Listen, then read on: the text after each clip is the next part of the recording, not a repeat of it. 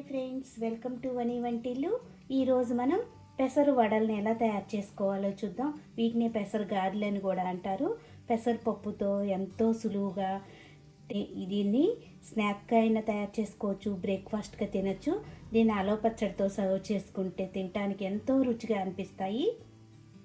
పెసరు గారెలను ఎలా తయారు చేసుకోవాలో చూద్దాం. 1 కప్పు పెసరపప్పుని ఒక రాత్రంతా ఒక 6-7 గంటలు నానబెట్టుకోండి.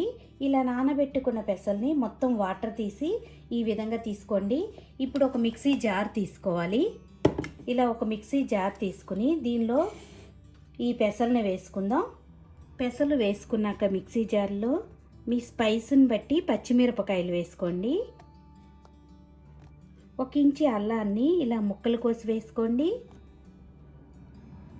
1 ఉల్లిపాయని ముక్కలు కోసి వేసుకుందాం. కొద్దిగా కరివేపాకు, రుచికి తగినంత ఉప్పు వేసి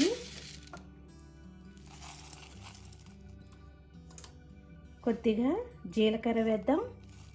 వేసుకుని బరకగా గ్రైండ్ చేసుకోవాలి. వాటర్ ఏమీ వేయకుండా బరకగా గ్రైండ్ చేసుకోండి. చూడండి, ఇలా బరకగా గ్రైండ్ చేసుకున్నాం కదా. ఇప్పుడు దీన్ని ఒక బౌల్లో తీసుకుందాం. ఇలా రెడీ అయిన పిండిని మీరు చేతి మీదైనా వడలుగా చేసుకోవచ్చు, లేకపోతే ఇలా ప్లాస్టిక్ కవర్ తీసుకోండి. దానికి మీరు అడుగున కొద్దిగా వాటర్ని ఇలా రాసుకుని, చేతికి కూడా వాటర్ రాసుకుని మనం రెడీ చేసుకుని ఈ పిండిని ముద్దలాగా చేసుకుని ఇలా మనం నూనెలో వేసి వేయించుకోవచ్చు. మీకు కావాలంటే మధ్యలో ఇలా బెజ్జంలాగా పెట్టుకోవచ్చు, లేకపోతే మామూలుగా కూడా వేసుకోవచ్చు. స్టవ్ ఆన్ చేసుకుని బాండీ పెట్టుకుని డీప్ ఫ్రై కావాల్సినంత ఆయిల్ వేసుకోండి.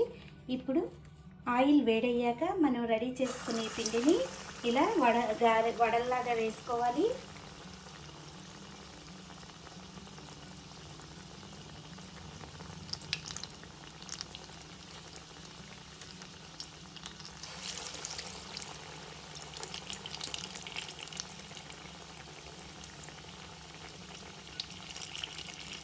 మీడియం ఫ్లేమ్లో పెట్టుకుని వేయించుకోండి, అప్పుడు చక్కగా వేగుతాయి.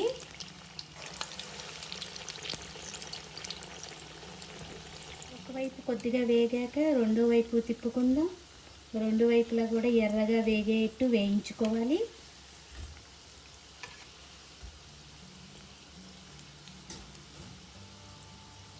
చూడండి, వడలు వేగిపోయినాయి. ఇప్పుడు ఒక గరిటెలోకి తీసుకుందాం. ఇలా వేగితే మనకి చక్కగా వేగినట్టు. ఇప్పుడు వీటిని ఓ ప్లేట్లోకి తీసుకుందాం. రెడీ అయిపోయినాయి కదా. దీన్ని మీరు అల్లం పచ్చడితో సర్వ్ చేస్తే ఎంతో ఇష్టంగా తింటారు. ఈ వీడియో మీకు నచ్చినట్టయితే ఒక లైక్ చేయండి, షేర్ చేయండి, కామెంట్ చేయండి. మరిన్ని వీడియోల కోసం వని వంటిల్ని సబ్స్క్రైబ్ చేసుకోండి. Thank you for watching.